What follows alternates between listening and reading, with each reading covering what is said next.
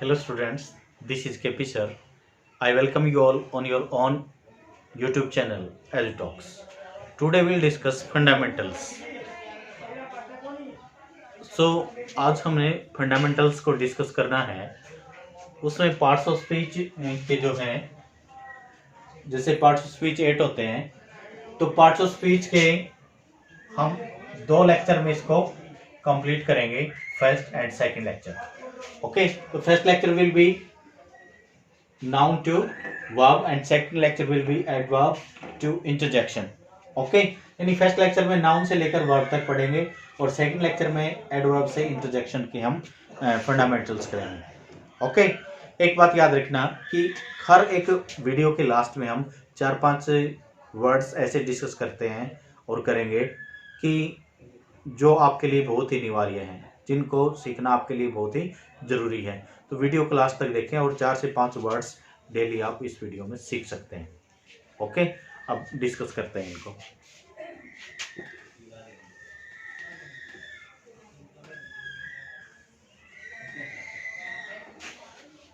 सबसे पहले बात करते हैं नाउन की, कि नाउन होता क्या है। नाउन सबको पता है, नाउन जो है नेमिंग वर्ड्स होता है। क्या होता है? नेमिंग वर्ड्स, पता है सबको इस डेफिनेशन का। अब नाउन जो नेमिंग वर्ड्स होता है, जैसे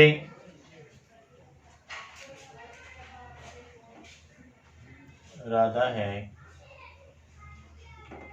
राजू है, दिल्ली है, भिवानी है,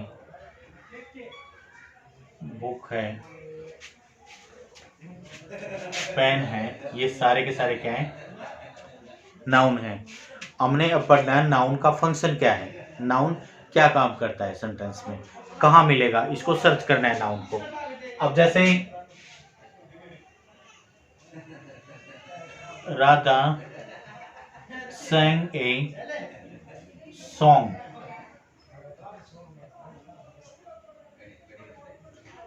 रामू killed a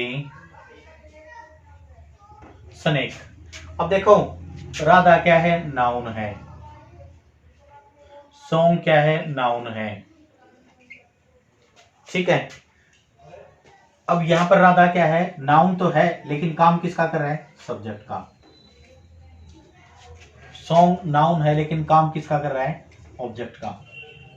इसका मतलब कोई भी नाउन सेंटेंस में या तो सब्जेक्ट के रूप में काम कर सकता है या ऑब्जेक्ट के रूप में काम कर सकता है। ये बिल्कुल कंफर्म है कि सेंटेंस में जो नाउन है वो सब्जेक्ट या ऑब्जेक्ट के रूप में ही काम करता है।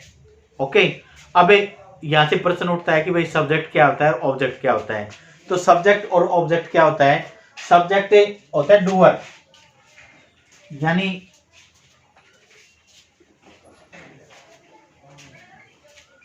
डूअर, और ऑब्जेक्ट होता है रिसीवर। मतलब जैसे सब्जेक्ट को हिंदी में बोलते हैं कर्ता और ऑब्जेक्ट को हिंदी में बोलते हैं कर्म। सब्जेक्ट है डूअर, डूअर होता है काम का करने वाला, ऑब्जेक्ट होता है रिसीवर यानी कर्म, जिस पे काम का प्रभाव पड़ता है। यानी सब्जेक्ट जो काम करता है उसका सारा का सारा प्रभाव ऑब्जेक्ट पे पड़ता है। ओके, अभी यहाँ पर सब्जेक्ट और ऑब्जेक्ट को याद रखने के लिए एक स्टोरी रिलेट कर लेते हैं। जैसे किसी घर में बाप और बेटा होते हैं, फादर एंड सन। तो फादर जो काम करता है, फादर जो है वहां पर घर में काम का करने वाला है, करता है, उसका सारा प्रभाव सन पे पड़ता है, उसके बेटे पे पड़ता है। ठीक है, तो फादर क्या है? सब्जेक्ट, और सन क्या है? ऑब्जेक्ट। इस तरह से हम इसको रिलेट कर सकते हैं, नाउन और प्रोनाउन को, सब्जेक्ट और ऑब्जेक्ट को हम रिलेट कर सकते हैं। इसी तरह से जैसे रामू है, नाउन है, स्नेक है, ये भी नाउन है, लेकिन रामू जो है ये किसका काम कर रहा है? सब्जेक्ट का करता है इसमें, और स्नेक क्या है? ये ऑब्जेक्ट का काम कर रहा है, ये कर्म है। यानी सब्जेक्ट जो भी काम करेगा उसका प्रभाव ऑब्जेक्ट पे पड़ता है। ठीक है, अब कई बार है ना सेंटेंस में क्या होता है, सब्जेक्ट तो होता है, ऑब्जेक्ट नहीं होता। इसका मतलब क्या है? जैसे घर में बाप जो काम करता है उसका सारा प्रभाव बेटे पे पड़ता है। इसी तरह से कई बार क्या होता है, जो बाप है वो तो डूअर है, काम का करने वाला, लेकिन बेटा अपने आप को बाप से बढ़ के मानने लगता है, वो बाप की बात नहीं मानता।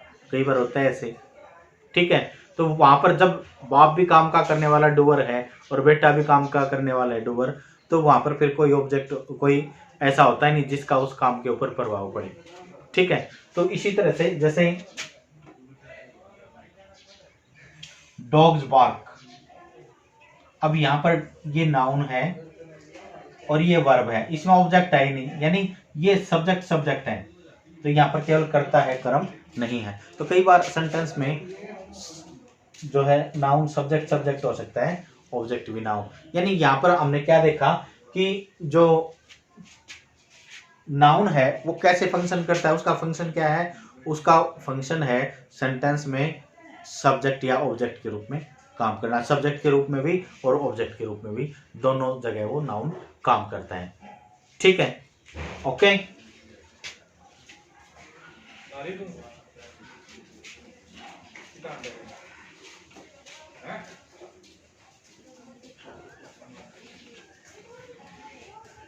इसके बाद है प्रोनाउन।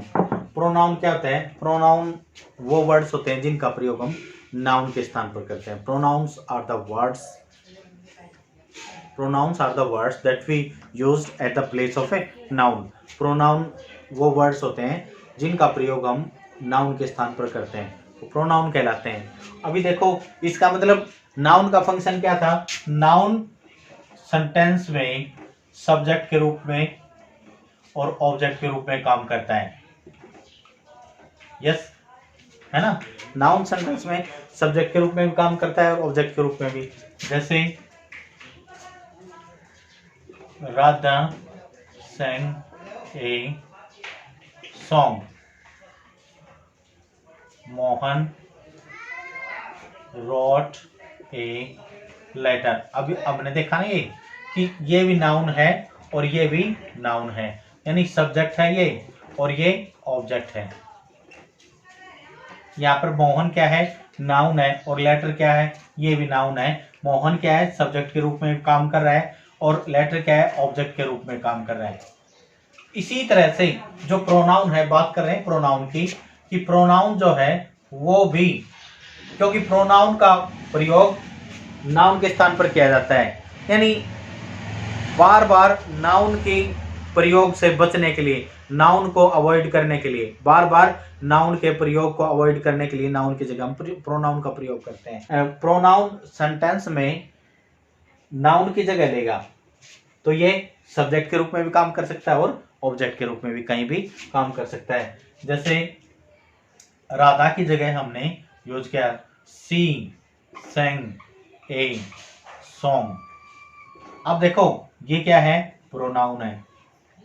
प्रोनाउन है, ये काम किसका कर रहा है? सब्जेक्ट का। ये नाउन है, ये काम किसका कर रहा है? ऑब्जेक्ट का। इसका मतलब क्या है कि सेंटेंस में जो सब्जेक्ट है, यानी सेंटेंस, प्रोनाउन जो है सेंटेंस में सब्जेक्ट का भी काम कर सकता है, क्योंकि इसका प्रयोग नाउन के स्थान पर किया जाता है। ओके, अभी रामू टोल्ड मी। अब देखो रामू क्या है? ये नाउन है, और मी क्या है? ये प्रोनाउन है। लेकिन रामू क्या है? सब्जेक्ट है, और मी क्या है? ऑब्जेक्ट है। इसका मतलब क्या है? कोई भी प्रोनाउन, यानी प्रोनाउन का प्रयोग हम नाउन के स्थान पर करते हैं, तो कोई भी प्रोनाउन जो है सेंटेंस में सब्जेक्ट भी हो सकता है और सेंटेंस में ऑब्जेक्ट भी हो सकता है, ठीक है ना। जैसे नाउन के जो फंक्शन है ना, सेम प्रोनाउन के भी वही फंक्शन है। जैसे नाउन सेंटेंस में सब्जेक्ट के रूप में भी काम करता है और ऑब्जेक्ट के रूप में भी, इसी तरह से प्रोनाउन भी सेंटेंस में सब्जेक्ट के रूप में भी काम करता है और ऑब्जेक्ट के रूप में भी काम करता है। ये आपका प्रोनाउन है। ओके, इसके बाद आ जाओ एडजेक्टिव। अब एडजेक्टिव की बात करें तो एडजेक्टिव किसे कहते हैं भाई? एडजेक्टिव होता है वो वर्ड, यानी इसको डिस्क्राइबिंग वर्ड बोलते हैं।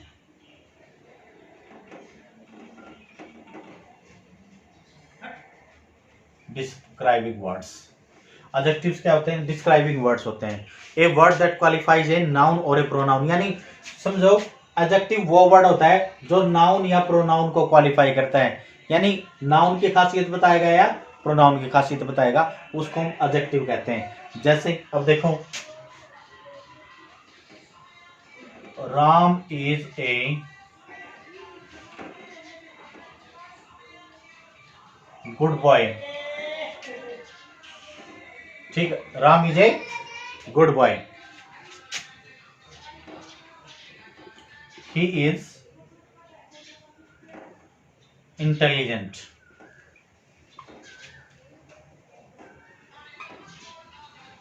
He has a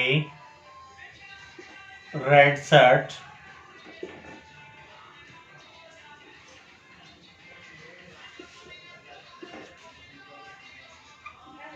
Shyam is an industrious। अब देखो सेंटेंस में ये नाउन है, ये भी नाउन है, और गुड क्या है, गुड बॉय, अच्छा लड़का, यानी ये जो गुड जो वर्ड है ये नाउन से पहले आया है, ये इस नाउन की अच्छाई बता रहा है, ये क्या है, एडजेक्टिव है।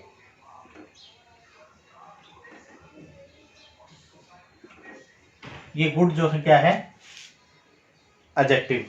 इसी तरह से ये क्या है, ही प्रोनाउन है, ये एडजेक्टिव है। ये जो है इंटेलिजेंट, ये ही के बारे में बताया। अब देखो पहला Ram is a good boy, Ram एक अच्छा लड़का है, उसके बाद राम के जगह हमने यूज किया ही का, ठीक है, क्योंकि नाउन की जगह प्रोनाउन का इस्तेमाल किया जाता है। ठीक है, तो नाउन की जगह प्रोनाउन का इस्तेमाल किया जाता है, तो राम जो नाउन है उसके लिए ही का प्रयोग कर दिया हमने, ही। अब इसकी खासियत बताई, ही इज इंटेलिजेंट। अब राम अच्छा लड़का है, ही इज इंटेलिजेंट, इंटेलिजेंट जो है ही की खासियत बताता है, तो डेफिनेटली ये क्या है, ये एडजेक्टिव है। ठीक है, इसके बाद he has a red shirt. अब राम के बारे में बताया, he has a red shirt, उसके पास अब ये शर्ट क्या है, ये नाउन है, रेड क्या है, ये एडजेक्टिव है। उसके पास एक ना लाल रंग की शर्ट है, ठीक है, ये रेड जो है इस शर्ट को क्वालिफाई कर रहा है, इसलिए क्या है, एडजेक्टिव है। Shyam is an industrious. अब श्याम क्या है, नाउन है, और इंडस्ट्रियस क्या है, एडजेक्टिव है। ठीक है, इंडस्ट्रियस तो क्या है, ये इंडस्ट्रियस जो है श्याम को क्वालिफाई कर रहा है, ये क्या है, एडजेक्टिव है, और श्याम की खासियत बता रहे हैं। अब जो एडजेक्टिव है उसका दो तरह से यूज होता है, एक तो होता है एट्रीब्यूटिव, ATTRIBUTIVE, एट्रीब्यूटिव यूज होता है, और एक होता है प्रेडिकेटिव, PREDICATIV, एक प्रेडिकेटिव यूज होता है। इसका मतलब क्या है इनका भाई, एट्रीब्यूटिव और प्रेडिकेटिव यूज थोड़ा सा बता देता हूँ, बाद में जो चैप्टर जो इसका टॉपिक एक्सप्लेन करेंगे उसमें बताएंगे सारा सारा। तो एक बार छोटा सा देखने की बात है, जब भी एडजेक्टिव नाउन से पहले आता है, नाउन से पहले गुड जो है आ गया, तो इसको हम एट्रीब्यूटिव यूज करते हैं, यानी नाउन से पहले जब भी एडजेक्टिव आ जाए उसको वो एट्रीब्यूटिव यूज होता है। और दूसरा प्रेडिकेटिव यूज क्या होता है, जब भी सेंटेंस में प्रेडिकेट पार्ट में एडजेक्टिव हो और वो सब्जेक्ट की विशेषता बताए, वो होता है प्रेडिकेटिव यूज। अब जैसे इंटेलिजेंट है, ही के जो प्रोनाउन है इसकी विशेषता बता रहा है, तो ये क्या है, ये जो एडजेक्टिव है ये प्रेडिकेटिव यूज में, क्योंकि प्रेडिकेट पार्ट में है और सब्जेक्ट की विशेषता बता रहा है। ओके, यहाँ पर जो है he has a red shirt, यहाँ पर शर्ट जो नाउन है और इससे पहले रेड जो वर्ड है दैट इज एडजेक्टिव, तो इसलिए ये यहाँ पर क्या है, एट्रीब्यूटिव यूज में है। ओके, बस ये कुछ है सारा एडजेक्टिव के बारे में। अब चलो वर्ब पे चलते हैं, नेक्स्ट वर्ड। अब वर्ब की अगर हम बात करें, वर्ब जो है वो होता क्या है, सबको पता है वर्ब जो है ये क्या है, डूइंग वर्ड्स होते हैं, इनको क्या कहते हैं हम, डूइंग वर्ड्स या एक्शन वर्ड्स। ठीक है, अब देखो जो वर्ब है ना, इसको हम वर्ब जो है इसकी डेफिनेशन देंगे जिसके द्वारा, जैसे वर्ब है इसकी डेफिनेशन देंगे हम यहाँ पे, जो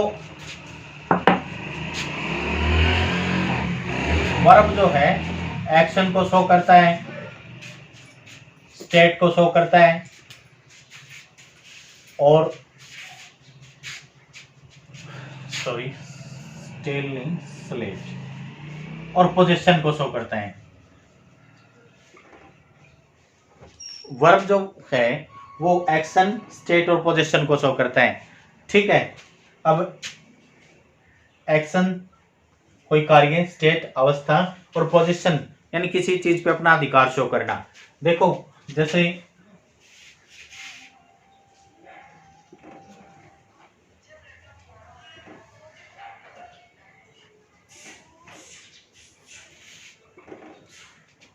Ram visit to Delhi,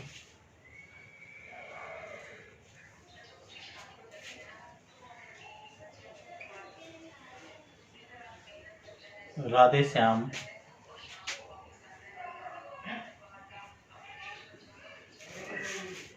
wrote a book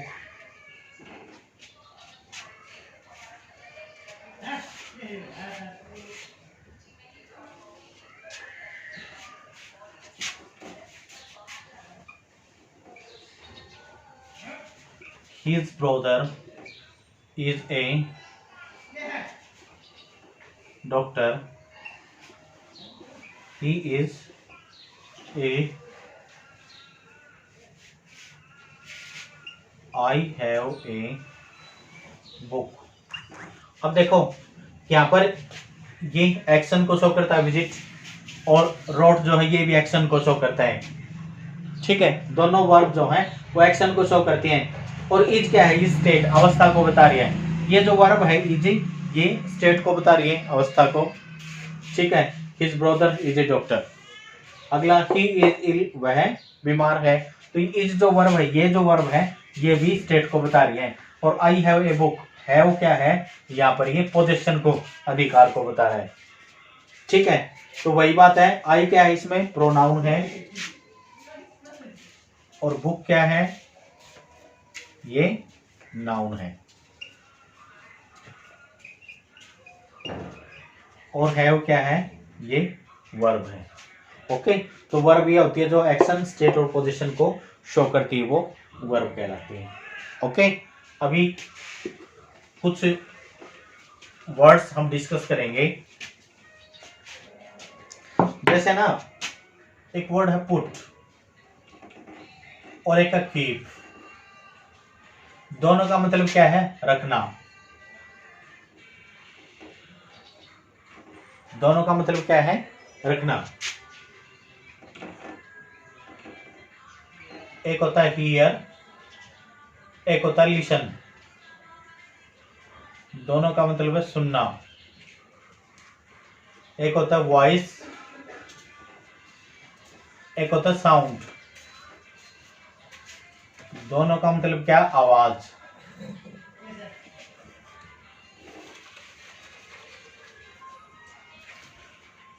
एक होता है सी,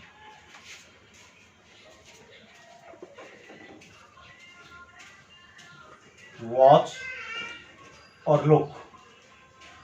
तीनों का मतलब क्या है, देखना।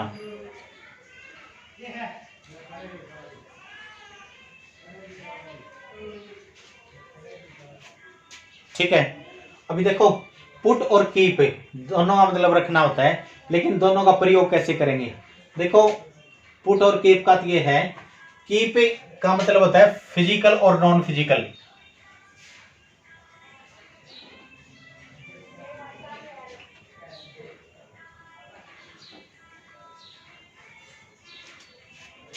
ये कीप के लिए है, और पुट के लिए केवल फिजिकल होता है। कैसे भाई, फिजिकली कोई काम, फिजिकली हमने कोई काम किया, कैसे, हमने कहा भाई put that book on the table, table पर रख दे भाई उसने, तो फिजिकल है ना, उसमें काम किया उसने, यहाँ से वहां तक गया, रखा है, फिजिकली हो गया। तो केवल ये कह सकते हैं कि put that on the table.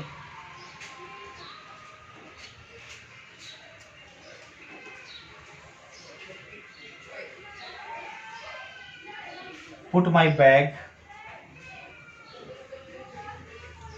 on the table. ठीक है, ये तो फिजिकली रूप से हुआ।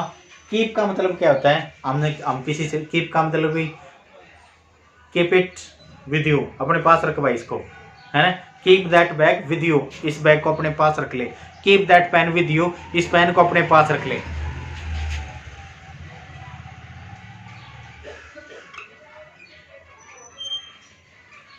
With you, keep that pain with you, इस पेन को अपने पास रख ले। फिजिकल भी हो गया इसमें, ये फिजिकली और नॉन फिजिकली दोनों रूप से काम करता है। क्या, कीप, इसका मतलब रखना। कैसे, दूसरा नॉन फिजिकली कैसे, हमने किसी से कोई बात की, कोई सीक्रेसी है, हम कहेंगे keep it up to you, अपने तक सीमित रख, बोलते हैं ना ऐसे, अपने तक। Keep it with you, keep it up to you, इसको अब तेरे तक ही सीमित रख भाई, इसे ज़्यादा नहीं। तो वो नॉन फिजिकल हुआ, फिजिकल नहीं हुआ। ओके, तो ये है कीप और पुट। नेक्स्ट है इस पे हियर और लिसन। हियर का मतलब तो जैसे है ना, हियर का मतलब तो वैसे ही किसी बात को सुनना अपने आप, जो जैसे मैं यहाँ पर वीडियो बना रहा हूँ, ये लेक्चर दे रहा हूँ ना, ओके, और बाइक निकली अभी वहाँ से, वो आवाज़ मुझे वैसे सुनाई देगी। तो कोई भी आवाज़ आपको वैसे ही सुनाई दे, दैट इज हियर। ठीक है, और जिसको आप ध्यान से सुने,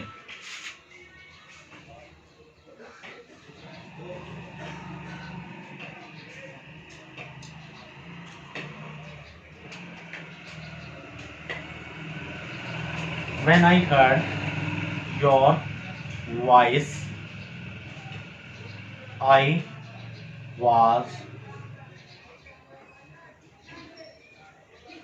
listening the songs। अब देखो, when I heard your, ये ईयर आ गया ना, ईयर मैंने सुना, मतलब जब मुझे आपकी आवाज सुनाई दी। when I heard your voice, जब मैंने आपकी आवाज सुनी। I was listening the songs, मैं गाने सुन रहा था। यानी एक लिसन का मतलब किसी चीज को ध्यान से सुनना, इंटेंशनली सुनना, अपनी इच्छा से सुनना।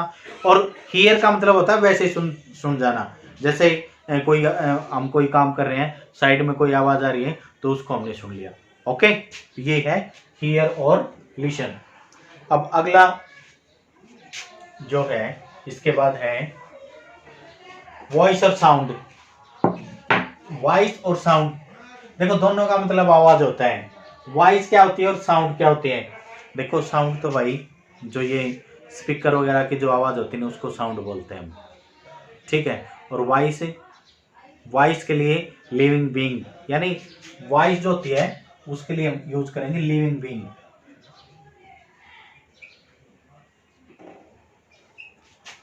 और साउंड नॉन लिविंग के लिए। ठीक है, साउंड नॉन लिविंग के लिए और वॉइस जो है लिविंग बीइंग के लिए हम इस्तेमाल करते हैं। ठीक है,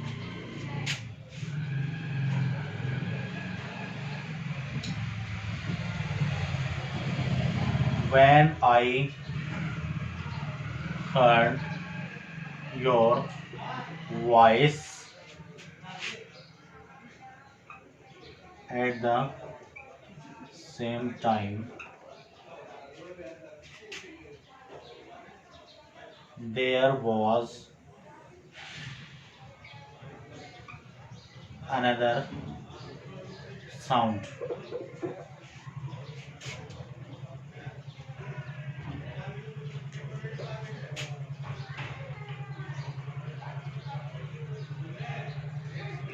ऑफ टीवी। अब देखो भाई, when I heard your voice at the same time there was another sound। जब मैंने आपकी आवाज सुनी ना, उसी समय एक और दूसरी आवाज थी टीवी की। अब टीवी के लिए तो हमने, टीवी की बात की तो आवाज के लिए साउंड का इस्तेमाल किया, और यहाँ पर किसी आदमी के लिए यूज किया तो वहां पर वॉइस यूज किया। फर्क है ना दोनों में, ये नॉन लिविंग है ये टीवी, और ये लिविंग बीइंग है। ओके, तो ये है वॉइस और साउंड में। नेक्स्ट है सी, वॉच और लुक, तीनों का मतलब देखना होता है। अब जैसे है ना, ईयर का मतलब ऐसे ही सुन जाना, किसी बात कोई बात कर रहा है हमें वैसे ही सुनाई दे दे, दैट इज हियर।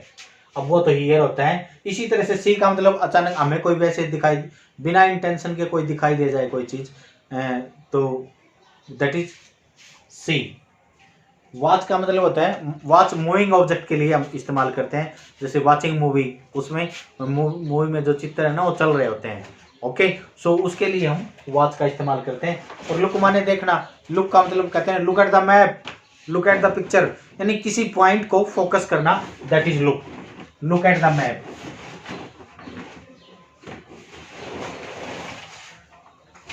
टीचर कहता है ना look at the board, look at the picture. Okay, done. तो इस प्रकार से जो है ये आपने देखने हैं सी, वॉच और लुक, बिल्कुल आसान है। वॉच का मतलब मूविंग ऑब्जेक्ट्स को देखते हैं हम, वो वॉच होता है। और मतलब वॉच और लुक का मतलब दोनों का मतलब है किस चीज़ को ऑब्जर्व करना, ध्यान से देखना। तो वॉच यूज होता है मूविंग ऑब्जेक्ट्स के लिए और लुक होता है प्रॉपर किसी पॉइंट को देखने के लिए। ओके, तो इस तरह से है ये। इसको एक बार पढ़ेंगे ध्यान से, वीडियो को 2 से 3 बार देखें और इसको स्टडी करें, अपनी नोटबुक में नोट भी कर लें इसको। ओके बेटा।